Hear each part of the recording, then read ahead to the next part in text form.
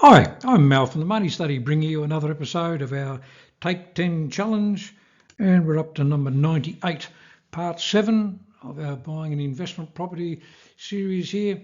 This is all the one about claiming some of our expenses, getting a bit of a tax break and helping us out with our cash flow.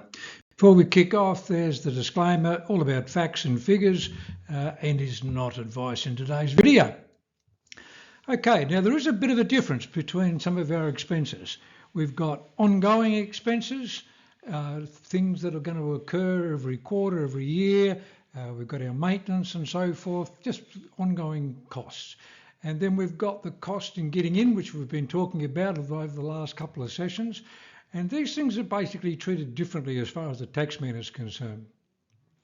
If we are going to repair something, then yep, it's going to become a tax deduction in the year that we are doing that repair.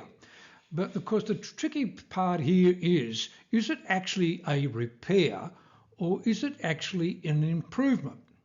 So if we were, for instance, going to replace the Laminex tops on our kitchen bench with new Laminex, that would effectively be a repair.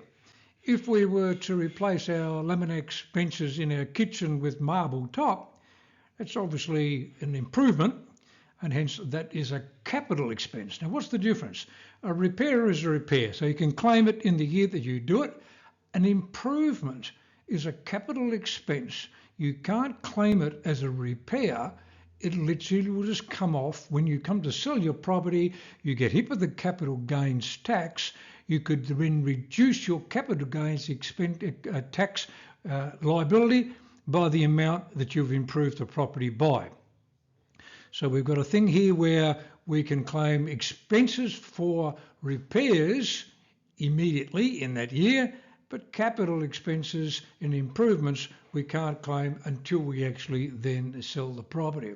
So it can be a little bit of, obviously in some situations, a little bit of a grey area. Is it a repair or is it indeed a capital improvement? But basically, if you think of it as like for like, so if you're replacing what you had with something pretty similar, just because it's worn out, then that would be a repair, or it might be broken and you obviously have to replace it, and then that's a repair. But if during that repair you've really upgraded it and made it look a hell of a lot better because you've changed the construction or the way the thing is built or whatever it may be, and it definitely is a capital improvement, then that's going to come off our capital gains liability at the end there. So an example there, carpet replaced with carpet, yep, general repair. But if you're going to replace carpet with an expensive looking floating floor or something similar, then that would be an upgrade, and that, generally speaking, would be a capital expenditure. So ideally here we always keep good records, but it would be a case of discussing it with your accountant to ensure that your accountant knows what you did. Let him make the decision, generally speaking, whether he's going to claim this as a repair or claim it as a capital gain expenditure.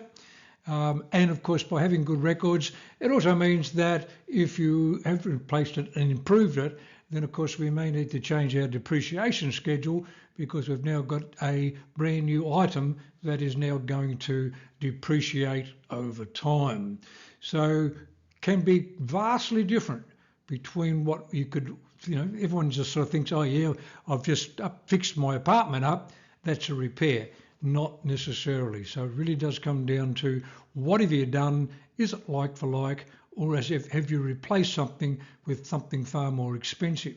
Now this situation has a bit of an impact if you are indeed buying an investment property in the ACT, because in the ACT, you do not own the land. Basically, if you buy a property even across the border into Queanbeyan or anywhere in New South Wales or Queensland, Victoria and so forth, you basically, when you buy a property, you own the land. You've got what's called a freehold. You own the land, you own the house, it's all yours. But in the ACT, because this is the Capital Territory, in the Capital Territory you do not own the land. It's a long-term lease from the Commonwealth Government. So when you effectively buy your house in the ACT, you effectively, what you're doing is putting in place a long-term lease. Now, that's not to say the government could just basically take over your house. That's not really what it's all about. It's just a different way that the territory handles sales of property. And so, with a lease, it's different than a freehold arrangement.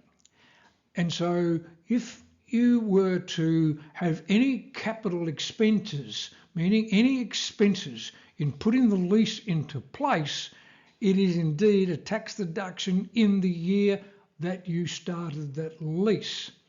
So, meaning that things like stamp duty, if you bought in New South Wales, would be a capital expense, and you wouldn't be able to claim that until you sold it against the capital gain.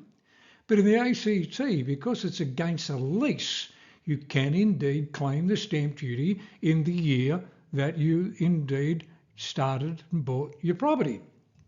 Similarly, if we're talking about these capital expenses, then capital expenses for places in New South Wales and Queensland and so forth, you wouldn't be able to get those back until you sell. But in the ACT, you can indeed claim them as an expense in the first year. So you can see there that this can make a bit of a difference, quite a significant difference, to your tax deductions in year one in the ACT compared to other states. So there are some thinking here in regard as to what are you going to do when you buy your investment property. And you see, or even people who are going to buy their first home in the ACT, you can't claim stamp duty on your first home, but you could if you rented it out for a year. So you could literally rent out your property so you can claim all the stamp duties and the costs of getting in if it was in the ACT, and then move in later on.